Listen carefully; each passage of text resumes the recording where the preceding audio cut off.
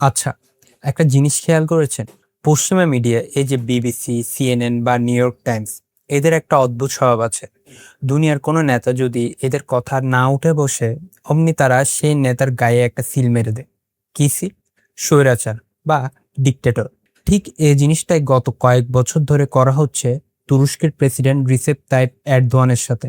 পশ্চিমা বিশ্বের চোখে এরদোয়ান নাকি একজন আধুনিক স্বৈরাচার।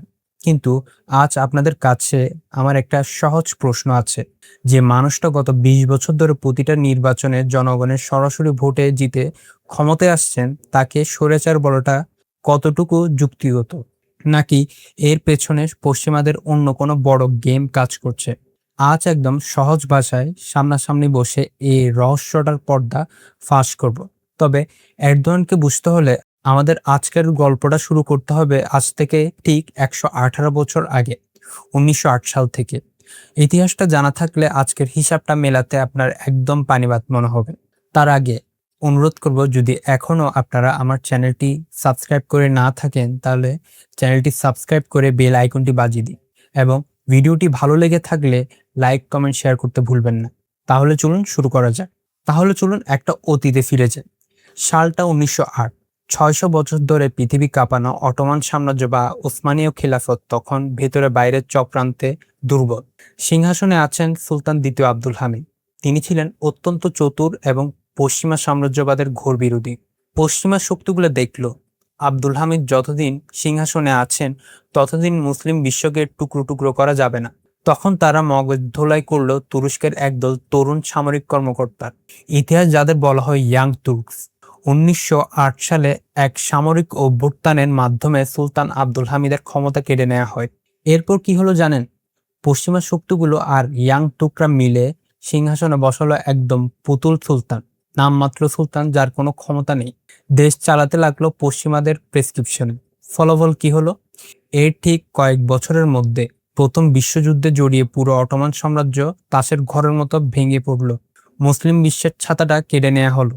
অটোমান সাম্রাজ্যের শেষ ধ্বংসস্তূপের উপর দাঁড়িয়ে ১৯২৩ সালে মোস্তফা কামাল আতাতুর্ক তৈরি করলেন আধুনিক রিপাবলিক অফ টার্কি। আর ক্ষমতায় এসে তিনি যে কাজটা করলেন, যেটা শুনলে আপনি চমকে উঠবেন। ১৯২৪ সালে তিনি আনুষ্ঠানিকভাবে হাজার বছরের পুরনো ইসলামী খেলাফত বিলুপ্ত করে দিলেন। রাতারাতি তুরস্ককে সম্পূর্ণ সেকুলার বা ধর্মনিরপেক্ষ রাষ্ট্র ঘোষণা করা হলো। তবে সেটা কেবল ধর্মনিরপেক্ষতাই ছিল না, ওটা ছিল একটা মুসলিম জাতির উপর জোর করে চাপিয়ে দেওয়া ইসলাম বিরোধী শাসন ব্যবস্থা। কি করা হয়েছিল তখন? এক ডিক্রির মাধ্যমে মুসলিমদের ঐতিহ্যবাহী টুপি আর পোশাক নিষিদ্ধ করা হলো। পবিত্র আজান শত বছর ধরে যেভাবে আরবিতে হতো সেটা আইন করে নিষিদ্ধ করে তার্কি ভাষায় আজান দেয়া শুরু হলো। মক্তব, মাদ্রাসাগুলো বন্ধ করে দেওয়া হলো। এমনকি আরবি হরফ পর্যন্ত নিষিদ্ধ করে ল্যাটিন বর্ণমালা চালু করা হলো, যেন নতুন প্রজন্ম তাদের কোরআন ও ইতিহাস থেকে পুরোপুরি বিচ্ছিন্ন হয়ে যায়। হিজাব পরা নারীদের সরকারি চাকরি আর বিশ্ববিদ্যালয়ে পড়ালেখা বন্ধ করে দেওয়া হলো। যারা এই জোরপূর্বক আধুনিকায়নের বিরোধিতা করছিলেন তাদের তাদের অনেককে ফাঁসির কাঠগড়ায় ঝুলতে হয়েছিল। আর এই পুরো ইসলাম বিরোধী সিস্টেমটা পাহারা দেওয়ার দায়িত্ব দেওয়া হলো তুরস্কের সেনাবাহিনীকে। নিয়ম ছিল একটাই, রাজনীতিতে ইসলামের নাম নিলেই মিলিটারি এসে লাথি মেরে ক্ষমতা থেকে নামিয়ে দেবে। বন্দুকের নল দিয়ে একটা জাতির ভেতরের বিশ্বাসকে কতদিন চেপে রাখা যায় না। ৯০-এর দশকে এর দম বন্ধ করা পরিস্থিতির বিরুদ্ধে লড়াইয়ে নামলেন ডক্টর নাজিমুদ্দিন এরবাকান। তিনি তুরস্কের রাজনীতিতে ইসলামের কণ্ঠস্বর আবার পুনর্জীবিত করলেন। আর ঠিক এই সময়ে কাসিম পাশা বস্তি থেকে উঠে আসা এক প্রতিভাবান তরুণ বক্তা ও ফুটবলার তার নজরে আসেন। তিনি আর কেউ নন, আমাদের আজকের গল্পের নায়ক রিসেপ তাইপ এরদোয়ান। এরদোয়ান এরবাকানকে নিজের রাজনৈতিক গুরু বা পিতার মতো সম্মান করতেন। ১৯৯৪ সালে এ গুরু এরবাকানের দলের টিকেটে ইস্তাম্বুলের মেয়র নির্বাচিত হন এরদোয়ান। বাস, সেকুলার মিডিয়া তখন চিৎকার শুরু করলো, এক মৌলবাদী ইস্তাম্বুল দখল করে নিয়েছে, শহর নাকি ধ্বংস হয়ে যাবে। কিন্তু এরদোয়ান কি করলেন? তিনি ইস্তাম্বুলের শত বছরের পানির সমস্যা, ময়লা আর ট্রাফিক জ্যাম জাদুর মতো দূর করে দিলেন। তিনি প্রমাণ করলেন ধার্মিক মানুষও আধুনিক ও সফল প্রশাসক হতে পারে।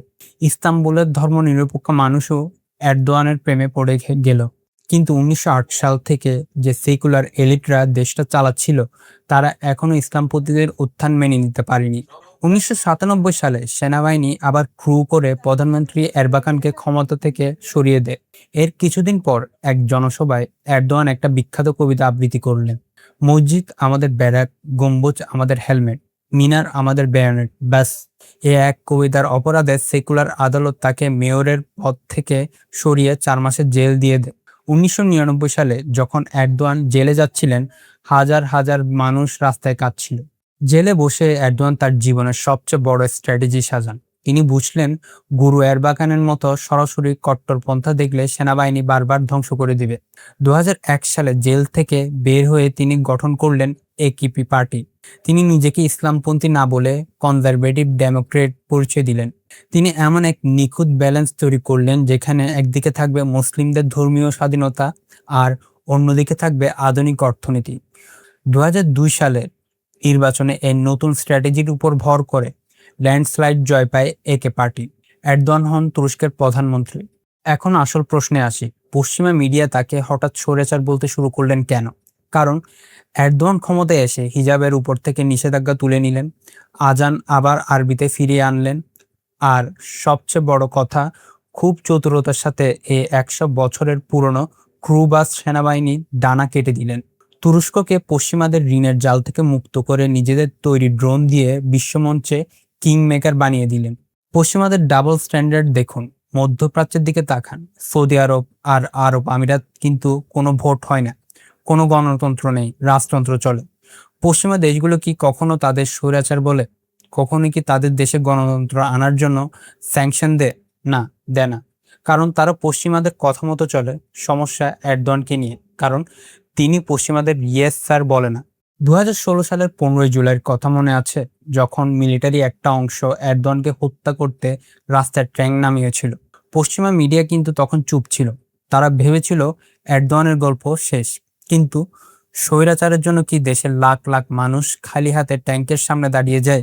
সেদিন তুরস্কের সাধারণ মানুষ আজানের ধ্বনি শুনে রাস্তায় নেমে এসে সামরিক অভ্যুত্থান রুখে দিয়েছিল। তাহলে দিন শেষে কি দাঁড়ালো? এরদোয়ান কি নিখুঁত? একদমই না। তুরস্কের বর্তমান অর্থনীতিতে কিছু সমস্যা আছে, মূল্যস্ফীতি বাড়ছে, আর কিছু রাজনৈতিক সিদ্ধান্তের সমালোচনা আমিও করি। তিনিও মানুষ, কোনো ফেরেশতা নন। কিন্তু তাকে স্বৈরাচার বা ডিক্টেটর বলাটা আসলে পশ্চিমাদের একটা সস্তা প্রোপাগান্ডা ছাড়া আর কিছুই নয়। তাদের আসল উদ্দেশ্য হলো যে কোনো উপায়ে একজন স্বাধীন চেতা মুসলিম নেতার ইমেজ নষ্ট করা, যে নেতা তাদের হাতের পুতুল হতে রাজি নয়। এবার আপনারাই বলুন, 1908 সালে সে পুতুল সরকারের যুগ ভালো ছিল নাকি আজকের স্বাধীন তুরস্ক ভালো? পশ্চিমা মিডিয়ার এই ন্যারেটিভ কি আপনাদের বিশ্বাস করেন? কমেন্টে আপনাদের মতামত জানান। আজ এই পর্যন্তই। ভিডিওটা ভালো লাগলে লাইক আর সাবস্ক্রাইব করতে ভুলবেন না। দেখা হবে পরের ভিডিওতে।